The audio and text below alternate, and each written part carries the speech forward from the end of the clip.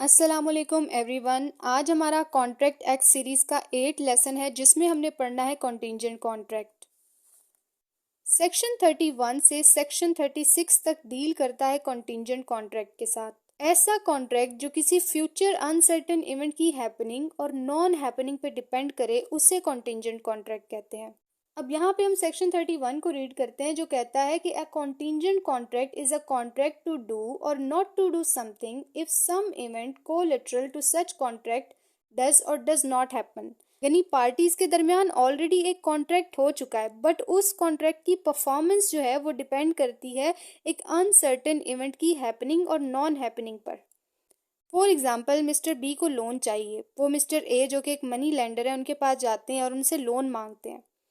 Mister A loan देने के लिए एग्री हो जाते हैं बट साथ वो ये कंडीशन रख देते हैं कि अगर तुम मेरी बेटी से शादी करोगे तो मैं तुमको लोन दूंगा।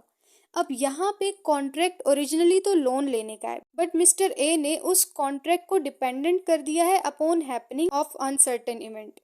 यानी ये कॉन्ट्रैक्ट जो है कोलिटरल है, कलेक्टेड है upon the happening of marriage between mister B and mister A's daughter. अब यहाँ पे अगर मिस्टर बी जो है मिस्टर ए की बेटी से शादी करेंगे तभी वो कॉन्ट्रैक्ट परफॉर्म होगा। कॉन्ट्रैक्ट कौन सा? लोन लेने का कॉन्ट्रैक्ट। तो वो जो कॉन्ट्रैक्ट है वो डिपेंडेंट है upon the happening of uncertain event. अब यहाँ पे मैं आपको wagering agreements and contingent contract का डिफरेंस बता देती हूँ। वेजरिंग एग्रीमेंट्स में दोनों पार्टीज का एक म्यूचुअल एग्रीमेंट होता है, म्यूचुअल प्रॉमिस होता है। फॉर एग्जांपल अगर मैं आपसे ये प्रॉमिस कर लेती हूँ कि अगर कल बारिश हुई तो मैं आपको 500 रुपए दूंगी और अगर बारिश ना हुई तो तुम मुझे 500 रुपए दोगे, यानी दोनों पार्टीज का आपस में म्यूचुअल एग्रीमेंट हुआ है। लेकिन जो कॉन्टिंजेंट कॉन्ट्रैक्ट है उसमें म्यूचुअल प्रॉमिस नहीं होता, उसमें जस्ट ये होता है कि एक कॉन्ट्रैक्ट को डिपेंड कर दिया जाता है upon happening and non happening of uncertain future events के साथ। अब नेक्स्ट जब हम इसको डिटेल में पढ़ेंगे तो आपको मजीद क्लियर हो जाएगा। अब हम इसमें rules of performance of contingent contract को पढ़ लेते हैं। सेक्शन 32 डील करता है किसी अनसर्टेन इवेंट की हैपनिंग के साथ। इसमें उसने कहा है कि अगर कोई कॉन्ट्रैक्ट किसी अनसर्टेन इवेंट की हैपनिंग पे डिपेंड करता है तो जब वो अनसर्टेन इवेंट हैपन हो जाएगा तभी हम उस कॉन्ट्रैक्ट को इन्फोर्स कर सकते हैं। अगर वो अनसर्टेन इवेंट हैपन नहीं होता तो हम उस कॉन्ट्रैक्ट को इन्फोर्स नहीं करवा सकते। फॉर एग्जाम्पल मिस्टर ए और मिस्टर बी के दरमियान लोन लेने के लिए कॉन्ट्रैक्ट हो जाता है जिसमें मिस्टर ए मिस्टर बी को कहते हैं कि अगर तुम मेरी बेटी से शादी करोगे तो मैं तुमको लोन दूंगा। अब यहाँ पे किसी इवेंट की हैपनिंग की बात हो रही है कि अगर शादी करोगे तभी तुम्हें लोन मिलेगा। यहाँ पे ये जो लोन लेने का कॉन्ट्रैक्ट है वो डिपेंड करता है अपॉन हैपनिंग ऑफ मैरिज। अब यहाँ पे अगर मिस्टर बी शादी कर लेते हैं मिस्टर ए की बेटी के साथ और फिर भी मिस्टर बी मिस्टर ए को लोन नहीं देते तो तब मिस्टर ए जो है उस कॉन्ट्रैक्ट को इन्फोर्स करवा सकते हैं कि भाई इसने ये कंडीशन रखी थी कि मेरी बेटी से शादी करो तो मैं तुम्हें लोन दूंगा, अब मैंने शादी कर ली है तो ये लोन नहीं दे रहा, तो इस कॉन्ट्रैक्ट को हम इन्फोर्स करवा सकते हैं। लेकिन अगर मिस्टर बी शादी ही नहीं करते मिस्टर ए की डॉटर के साथ तो फिर इस कॉन्ट्रैक्ट की कोई वैल्यू नहीं है, इस कॉन्ट्रैक्ट को इन्फोर्स नहीं करवाया जा सकता, दोनों पार्टीज पे कोई ऑब्लिगेशन नहीं, क्योंकि टर्म यही थी कि अगर मिस्टर बी शादी करेंगे तभी लोन मिलेगा।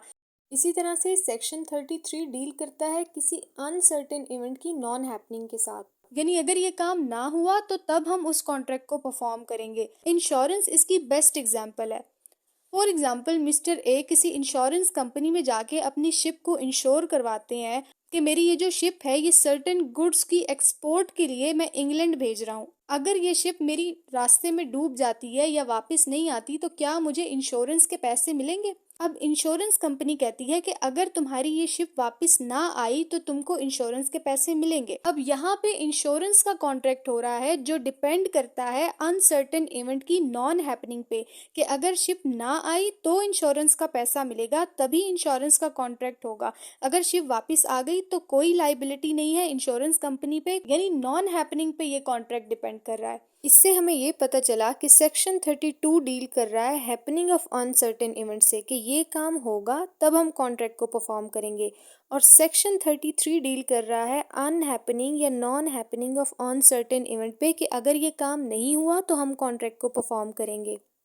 अब हम बात कर लेते हैं सेक्शन 34 की। सेक्शन 34 किसी ह्यूमन कंडक्ट के साथ डील करता है। यानी किसी कॉन्ट्रैक्ट के साथ हमने जो कंडीशन लगाई है जिस पे वो कॉन्ट्रैक्ट डिपेंड करता है, वो कंडीशन किसी future conduct of living person पे बेस करती हो। और अगर किसी लिविंग पर्सन के किसी कंडक्ट की वजह से वो इवेंट इम्पॉसिबल हो जाएगा तो कॉन्ट्रैक्ट परफॉर्म नहीं किया जाएगा। फॉर एग्जाम्पल, ए बी को कहता है कि तुम सी से शादी करोगे तो मैं तुम्हें 50,000 रुपए दूंगा। अब प्रॉब्लम क्या होती है कि सी डी से शादी कर लेता है। अब सी के इस कंडक्ट की वजह से जो ए और बी के दरमियान कॉन्ट्रैक्ट हुआ वो इम्पॉसिबल हो गया, क्योंकि अगर सी ने डी से शादी कर ली है तो बी और सी की शादी जो है वो नहीं हो सकती, उसको इम्पॉसिबल समझा जाएगा। इसी तरह से सी जो कि एक लिविंग पर्सन है, उसके कंडक्ट की वजह से ए और बी का जो कॉन्ट्रैक्ट है वो परफॉर्म नहीं किया जा सकता। माना कि इसमें ये कंडीशन हो सकती है कि कल को अगर डी मर जाए तो बी और सी की शादी होना पॉसिबल है, लेकिन for the time being B और सी की शादी होना पॉसिबल नहीं है due to the conduct of C. इसमें हमारे पास एक केस लॉ है फॉर्स वर्सेस नाइट। इसमें क्या होता है कि मिस्टर नाइट ने मिस फॉस से ये प्रॉमिस किया होता है कि मैं तुमसे शादी करूंगा लेकिन अपने फादर की डेथ के बाद। यानी ये जो मैरिज कॉन्ट्रैक्ट है वो डिपेंड करता है upon the death of Knight's father.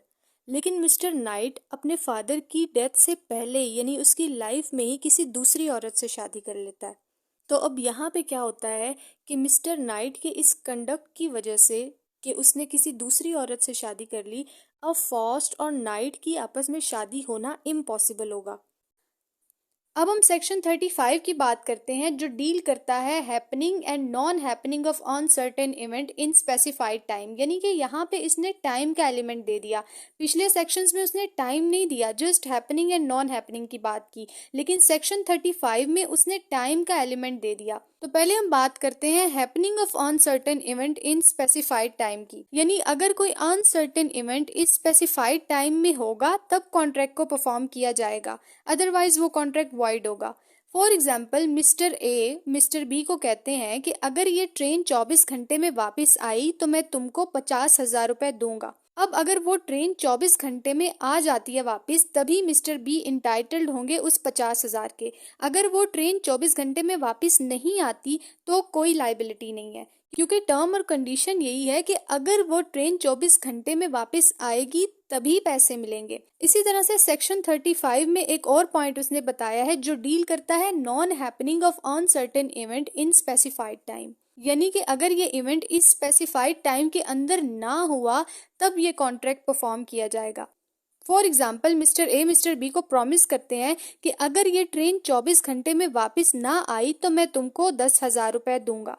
तो अब अगर ट्रेन 24 घंटे में वापस नहीं आएगी तभी 10,000 रुपए मिलेंगे, लेकिन अगर वो ट्रेन 24 घंटे में वापस आ जाती है तो कोई लाइबिलिटी नहीं है मिस्टर ए की कोई भी पैसे देने की।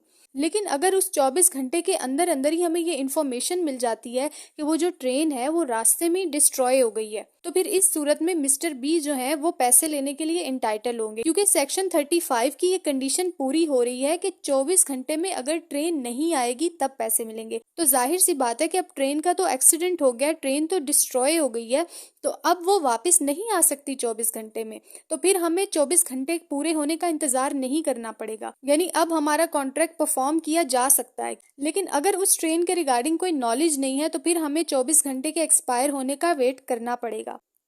अब हम बात कर लेते हैं सेक्शन 36 की जो डील करता है अपॉन हैपनिंग और non happening of impossible events. ऐसे कॉन्ट्रैक्ट्स जो इम्पॉसिबल इवेंट्स की हैपनिंग या नॉन हैपनिंग पे डिपेंड करते हो वो वाइड होते हैं। For example, mister A mister B को 50,000 रुपए लोन देते हैं अंडर अ कॉन्ट्रैक्ट, लेकिन साथ वो ये कंडीशन रख देते हैं कि अगर तुम मिस सी से शादी करोगे तो तब तुम्हें मैं लोन दूंगा। अब क्या हुआ कि उस टाइम पे मिस सी तो ऑलरेडी डेड थी, यानी वो तो मर चुकी थी। यानी अगर मिस बी मर गई हैं या डेड हो चुकी हैं तो फिर मिस्टर बी किस तरह से उनसे शादी कर सकते हैं? तो ये एक ऐसा इवेंट है जो इम्पॉसिबल है। तो इस तरह के कॉन्ट्रैक्ट जो हैपनिंग और non happening of impossible event पे डिपेंड करते हो वो कॉन्ट्रैक्ट वॉइड होते हैं।